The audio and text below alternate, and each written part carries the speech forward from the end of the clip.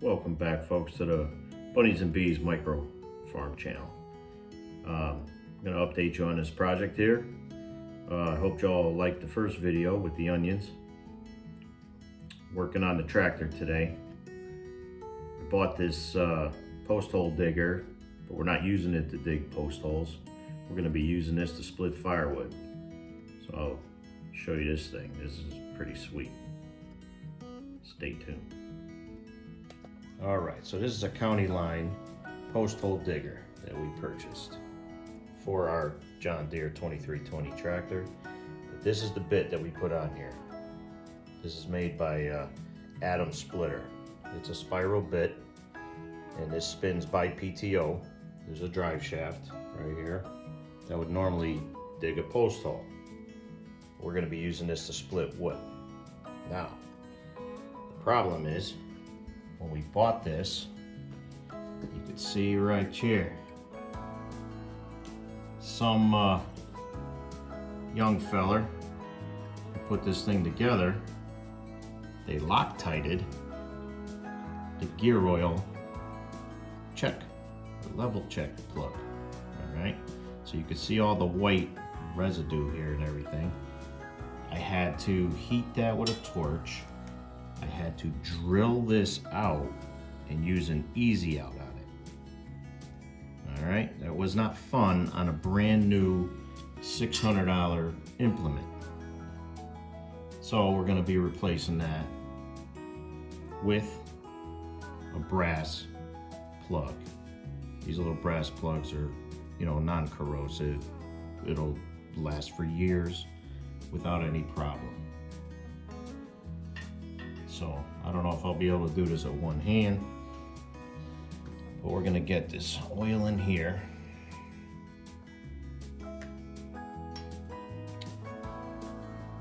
And get this thing set up and ready for its debut on splitting wood. Now, at the same time, we need a couple tools here that I was using. But we need to get the snowblower off of here, and we're gonna reinstall the loader. So we're gonna show you how to do that. So I know a lot of people out there have not seen an implement like this in action, but over here at the homestead, we like to progress and move forward. I get a little too old to be slinging sledgehammers and wedges and axes. Leave that for all you young folk and you young fellers. Me, I'm gonna use the equipment whenever I can.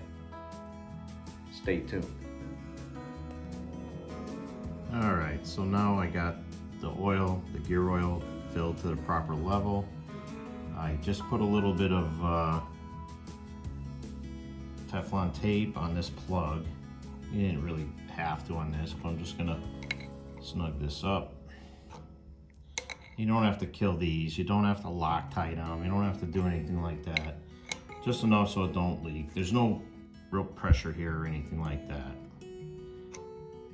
So that's really all you need to do. It's a little 1/4 NPT right there. And we'll watch it as we run it. Make sure no drips or anything like that. If we need to snug it a little, you snug it a little, that's all. Why this guy or whoever did it put Loctite on there is beyond me, but that just kind of shows you where's the quality control anymore when you're buying these things. Another little thing I'll point out is, look at the head of this screw right here. This is where it's designed to go, but that head of that screw hits the cap right here. This is paperwork, and you can store little tools in here if you need them or anything like that. But that little cap hits the thing, so you got to practically break it to get the cap on and off. Little things like that kind of bother me. So sometimes it's worth spending a few more bucks and getting something a little more pricey from a little more quality company. I might have bought this through John Deere or Frontier before I bought this one. But that's what happens when you try and keep the cost down. You pay a little now or a lot later. But anyway, here's the top plug. We're gonna put this back in. Gotta get used to talking to this camera and doing things with one hand. Even this one's got a little bit of anti-seize compound on here, which is good. I'm just gonna snug this too. And that's about it right there. Like I said, you don't have to go crazy. So the next step is gonna be taking the blower off, getting this outside, and we'll probably reconvene tomorrow morning on that. Stay tuned. Hit it.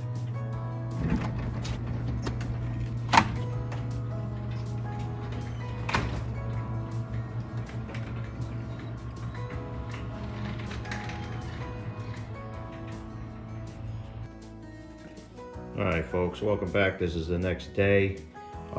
We are taking the snowblower off of the John Deere, so I got my assistant John here. He's disconnecting 2 of the 4 hydraulic lines. This is for the left and right positioning of the chute on the snowblower. Go ahead, John, too. You can take those off. So you want to make sure you cap these, you don't get any contaminants in the ends. The goal here is to get the snowblower off, and we're gonna put the loader on and get ready for some wood splitting. You got both of them? Yep. So we're just pulling these 2 lines out of the way. We're gonna have to move the tractor out, make a little space. We got tight quarters. We're not living in a big barn over there. This is one of our multi-shop areas where we work on things.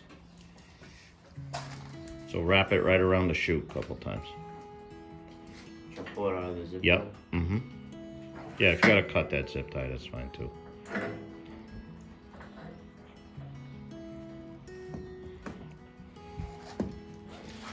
The zip ties only keep that thing from rubbing on anything during the winter, during the storms. So my kids pick on me, they say I got a YouTube voice. So I got my other helper here, Jake.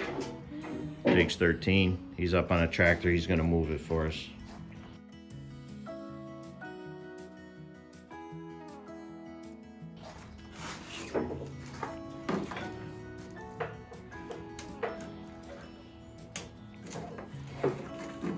So all these things we do,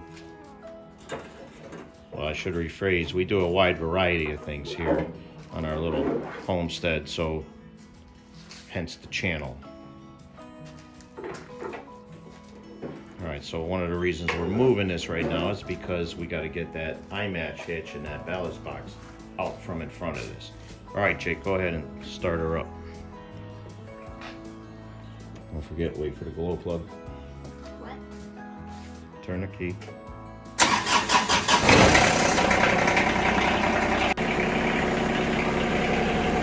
Back up. All right, now you can raise it up.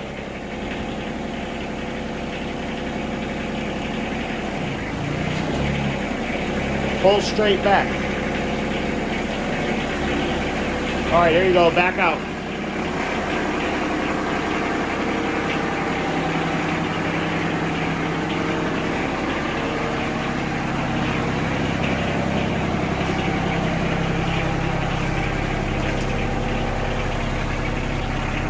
All right.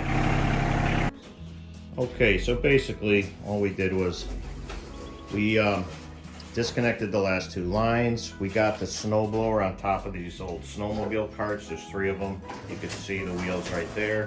1, 2, and there's one on the other side. So we disconnected the last 2 lines, and we put those lines around the chute, just like the other ones. Now, my assistant here, John, he's gonna crawl underneath and he's gonna disconnect the drive shaft from the mid PTO. Basically, this tractor is set up nicely. It has a mid and a rear PTO. That's because it also has a mower blade, a mower deck for the center. So I'm gonna let him do that first. And you can see the drive shaft spinning here. And then this bracket is going to come off. All right, drive shaft is released.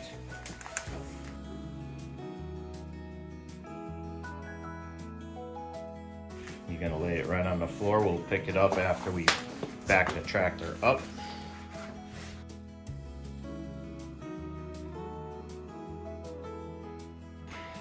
So now he's going to take the holding ring, retaining ring off of the front pin, which holds this front bracket.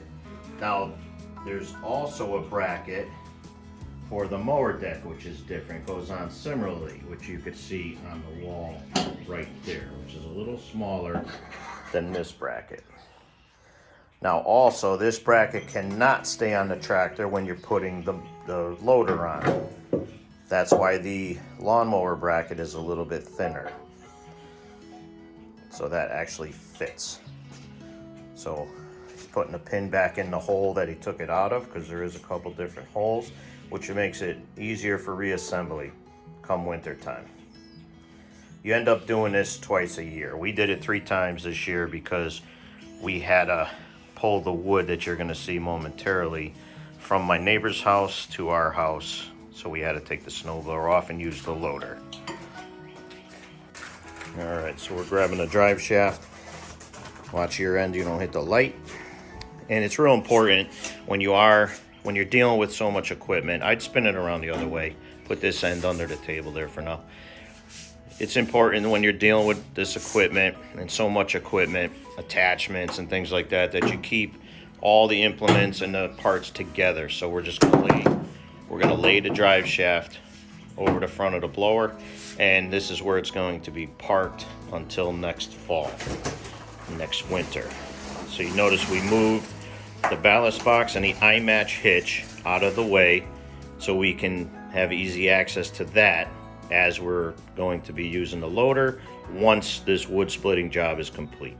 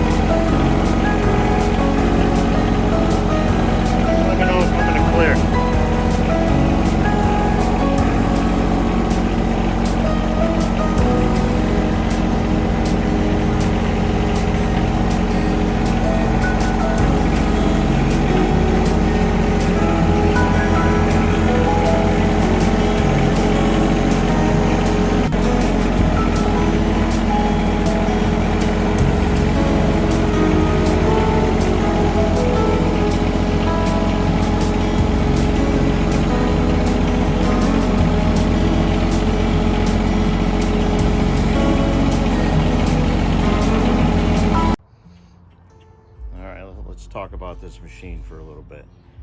I believe this is a 2016 John Deere 2320 compact tractor. It's got the loader on there. It's a 200CX. This is a 3-cylinder diesel Yanmar engine.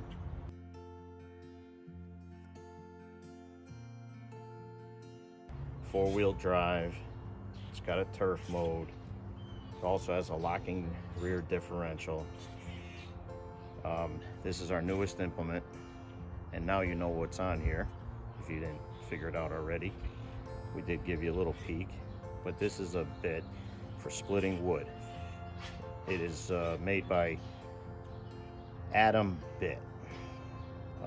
Adam Bit, I believe it's adamsplitter.com. Yeah, I had to pay for this. I didn't get this for free, obviously. It's a pretty expensive bit. Retails about $900, believe it or not. It has a replaceable tip on there. And we're going to use this to quarter these very large rounds. Some of these are in excess of 36 inches. So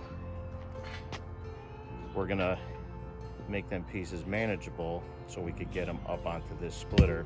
This is an American. It's got a nice Honda GX engine on there. 4-way split. But you can see we got a mountain of wood over there. Twigs, we call them.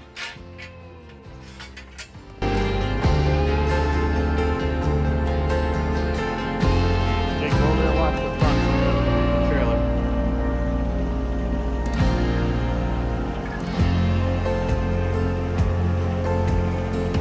So we're just backing this in here. John.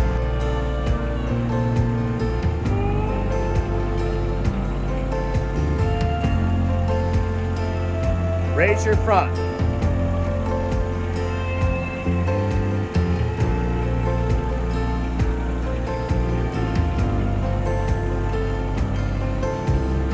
Little tight quarters with all the logs here.